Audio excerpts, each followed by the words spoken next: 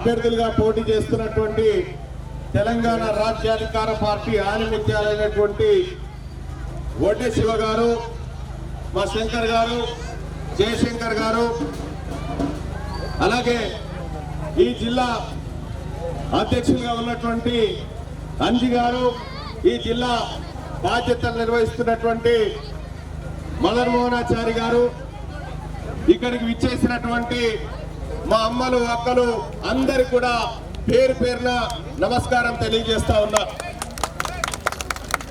అయితే అమ్మ, మీరందరూ ఒక్కసారి ఆలోచన చేయాలి. ఈ కత్తెర గుర్తు ఎవరిది? ఈ కత్తెర గుర్తు ఎక్కడి నుంచి వచ్చింది?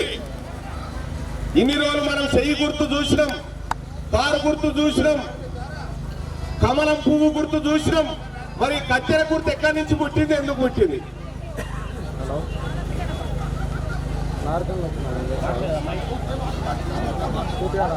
మరి కత్తెర గుర్తు ఎక్కడి నుంచి పుట్టింది, ఎందుకు పుట్టింది?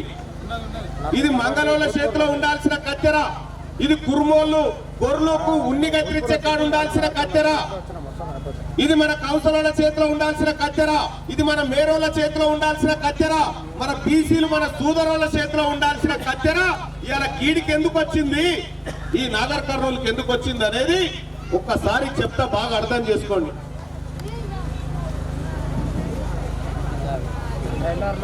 అమ్మా, కాంగ్రెస్ పార్టీ ఎవరిది? రెడ్డోళ్ళది. బీఆర్ఎస్ పార్టీ ఎవరిది? వెలమోళ్ళది.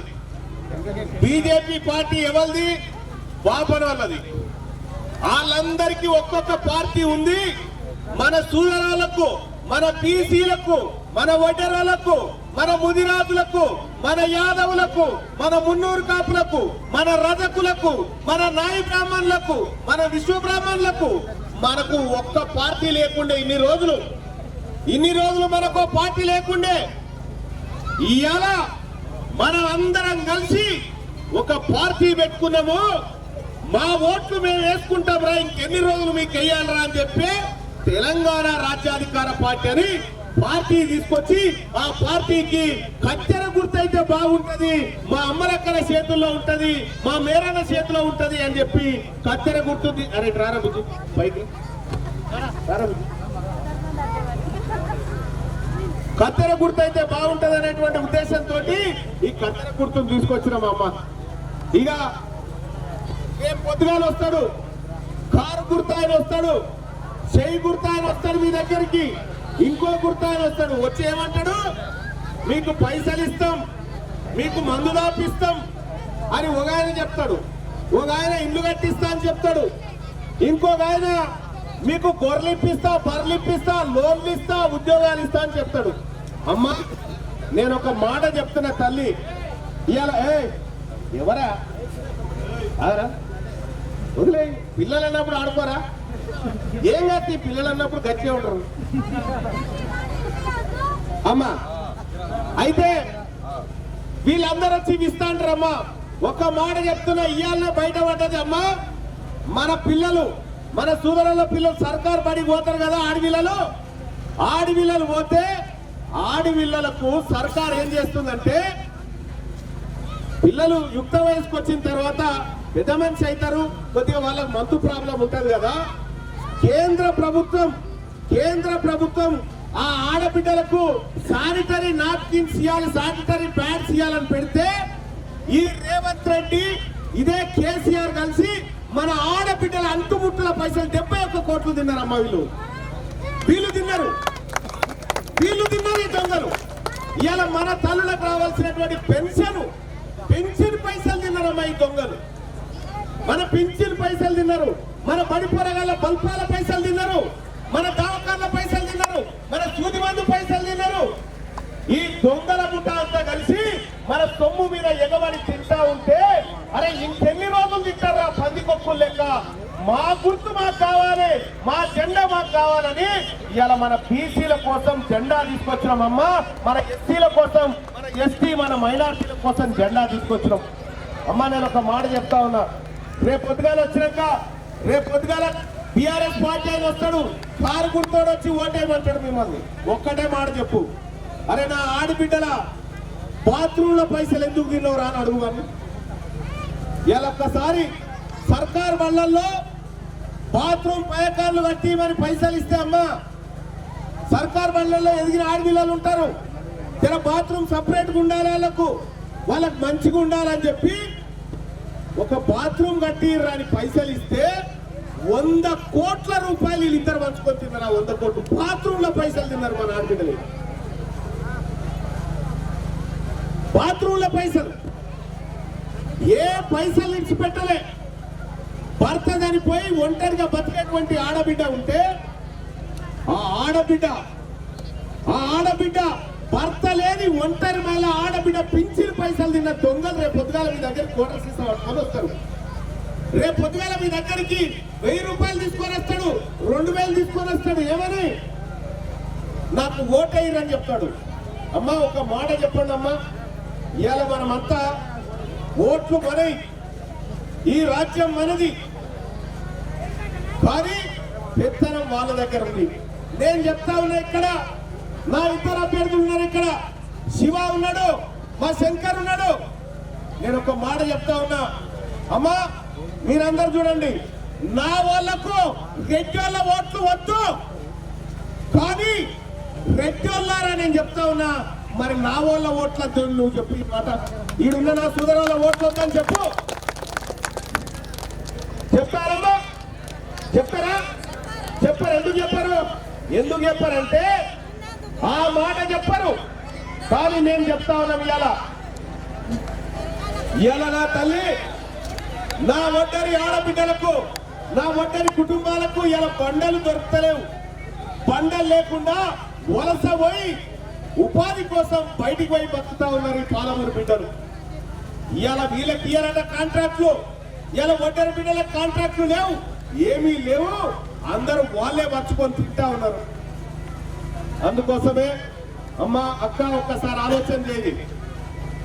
మన పిల్లల కోసం ఆలోచించే పార్టీ కావన్నా, మన భవిష్యత్ కోసం ఆలోచించే మన కత్తెర గుర్తు కావన్నా, లేకపోతే 78 ఏళ్ల సంది మన రక్తం తాగుతున్న ఆ కాంగ్రెస్ పార్టీ, ఆ కారు పార్టీ కావన్నా, మీరు ఒకసారి అర్థం చేసుకోండి. మీకు ఒక కథ చెప్తా తల్లి, మీరు బాగా ఆలోచన చేయండి. ఒక కథ చెప్తా అమ్మా. ఒక తాన ఒక ఊళ్ళే, ఇట్లే నాగర్ కర్నూలు ఊళ్ళే ఒక మేక ఉన్నదమ్మా.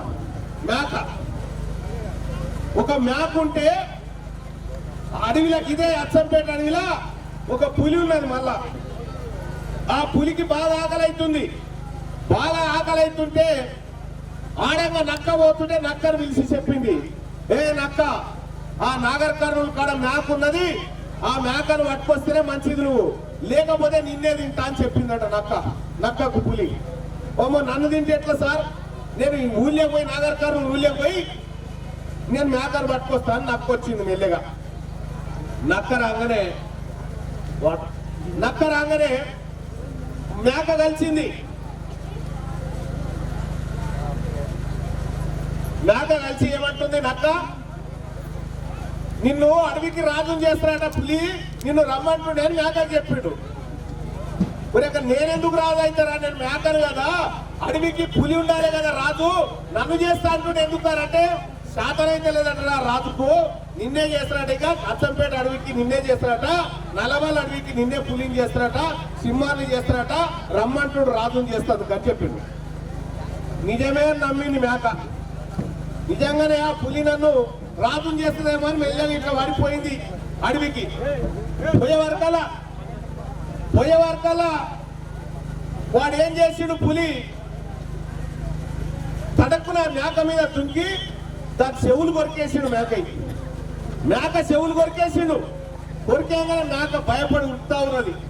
మేక ఉరుకుతా ఉంటే మెల్లగా తప్పించుకొని ఉరుకుతా ఉంటే అప్పుడు పులి ఏం చేస్తుంది, నువ్వు వాడిని పట్టుకరనుకొని నిన్ను తింటా అంటే నక్క మళ్ళా మేకంట ఉరుకొచ్చి ఏం చెప్తుంది, ఏడు కురుకుతున్నావు రా, ఎందుకు కురుకుతున్నావు అట్లా అని చెప్తుంది.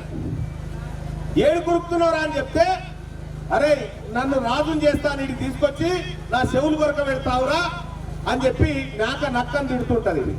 అరే అట్లా కాదురా, రాజుని చేయాలంటే నీ కిరీటం పెట్టాలి కదా, అంటే అవి పెట్టాలి, పెట్టేందుకు చెవులు అంటాము, నేను చెవులు కొరికినరా అంతేగాని ఇంకొకటి లేదురా అని చెప్తాడు.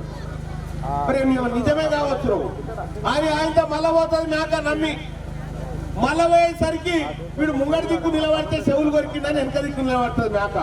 ఈసారి పులి ఏం చేస్తుంది, పడక్కున దొరికి తోక కొరికి పారేస్తుంది. మళ్ళా మేకది మేక తోక కొరికేయగానే కథం మళ్ళా ఉరుకుతుంది సస్తిలో. అమ్మ వీడు రాజు చేస్తాను, ఇదివరకు చెవులు కొరికింది, ఇప్పుడు మేక నా తోక కొరికిందని మేక ఉరుకుతా ఉంటే మళ్ళా నక్క ఉరుకొచ్చి ఏం చెప్తాది ఎరికేనా, అరే ఏడిపోతున్నావు రా, నిన్ను రాజు చేస్తా అంటుండ్రా నల్లమలకు రమ్మంటుంటే గట్టు ఉరుకుతున్నావేరా అంటే, ఎక్కడ రాదురా నీ ఇంట్లో పిరిగేలా ముందుగా పోతే చెవులు కొరికే, ఇప్పుడు తోక కొరికే, ఇక నన్ను చంపేందుకేరా నువ్వు తీసుకుపోతున్నావు అంటే మళ్ళా నక్క ఏం ఉపాయం కడుతుంది ఎరికేనా, చెవులు కొరికిండు తిరిగటం పెడతాదుకు ఒప్పుకుంటా, మరి తోక ఎందుకు కొరికిండ్రా అని మేక అడుగుతుంది. అడిగితే అరే నేను సింహాసనం మీద కూర్చున్న పెడతాదుకు తోకాట ముద్ర అందుకే కొరికిండని చెప్తాను. మరి అమ్మ నిజమే కావచ్చు అని ఏం చేస్తుంది ఆయన మేక మళ్ళా పోతుంది. మళ్ళా పోయి పులి ముంగ నిలవడంగానే అమ్మ ఈసారి తప్పించుకోగలని ఆయనతో మెడకాయ పట్టుకొని మేకను తినేస్తుంది పులి. ఇక ఈడికొచ్చే బిఆర్ఎస్ పార్టీోడు, ఈడికొచ్చే కాంగ్రెస్ పార్టీోడు ఈ నక్కాసొంటి మనుషులు మనల్ని పట్టకపోయి ఆ పెద్ద పెద్ద పులులకిచ్చి మనల్ని నిలబెడతారన్నట్టు. అందుకోసమే మన అమ్మలక్కల్ని, మన ఆడబిడ్డల్ని, మన బతుకులు మార్చుకోవడం కోసం, మన జీవితాలు మార్చుకోవడం కోసం అమ్మా, మన కోసం ఈ పార్టీని తీసుకొచ్చినామమ్మా. ఇది తెలంగాణ రాజ్యాధికార పార్టీ కత్తెర గుర్తు తల్లి. ఈ కత్తెర గుర్తుతోనే మన బంధాలు, ఈ కత్తెర గుర్తుతోనే మనకు జరిగిన మోసాలు అన్నిటిని కట్ చేసేది ఈ కత్తెర గుర్తు అని చెప్పి తెలియజేస్తా ఉన్నా. ఇన్నేళ్ళు 60-70 ఏళ్ళు వాళ్ళ కోట్లేసినాం కదా అయ్యా, నీ బాంచనని వాళ్ళది కోట్లేసి తిరుగుతున్నాం కదా, ఎన్నడన్నా మన బతుకులు మారినాయా, ఎన్నడన్నా మన జీవితాల్లో మార్పు వచ్చిందా, రాదు. రెట్ల పిల్లలే ఎమ్మెల్యేలు అవుతారు, రెట్ల పిల్లలే ఇంజనీర్లు అవుతారు. మా ఒడ్డరాల బిడ్డలు ఎందుకు కావద్దు, మా మాదిగోళ్ళ బిడ్డలు ఎందుకు కావద్దు, మా కొల్లోళ్ళ పిల్లలు ఎందుకు కావద్దు, మా కుటుంబాల పిల్లలు ఎందుకు కావద్దు. అందుకోసమే ఒక్కటే చెప్పిన నేను, మీ సోపతి వద్దురాబాయి, రెడ్డిల సోపతి మాకు వద్దని చెప్పేసిన. వారి పిడికె రోట్లు లేవు, ఏడా పిడికె రోట్లు లేనోడు ఈడ నిలబడి మన మీద పెత్తనం చేస్తామంటే, ఇంతమంది సూదరోళ్ళం ఉన్నాం కదా, ఇంతమంది పేదోళ్ళం ఉన్నాం కదా, మరి మన ఓట్లు మనం వేసుకొని మనం రాజులమైదామా, లేకపోతే ఆ దొంగలకేసి మనం ఆగమైదామా, మీరే ఆలోచన చేయమని కోరుతా ఉన్నా. అందుకోసమే కత్తెర గుర్తుకు ఓటేసి మా శివని అత్యధిక మెజార్టీతో గెలిపించమని చెప్పి మీ అందరినీ చేతులెత్తి నమస్కరించి వేడుకుంటా ఉన్నాం. అలాగే మా శంకర్ని కూడా, మా జయశంకర్ని కూడా అత్యధిక మెజార్టీతో గెలిపించి కత్తెర గుర్తుకు ఓటేయమని చెప్పి మీ అందరినీ రిక్వెస్ట్ చేస్తా ఉన్నా. తల్లులారా, ఒక్కటైతే నిజం, మేము సార పోయకపోవచ్చు, మేము మందు పోయకపోవచ్చు, మేము పైసలు పంచకపోవచ్చు వాళ్ళ లెక్క, కానీ మీ కాళ్ళ కాడ జీతగారి లెక్క పనిచేస్తాను మాత్రం మేము ఉన్నామని చెప్పి తెలియజేస్తా ఉన్నా.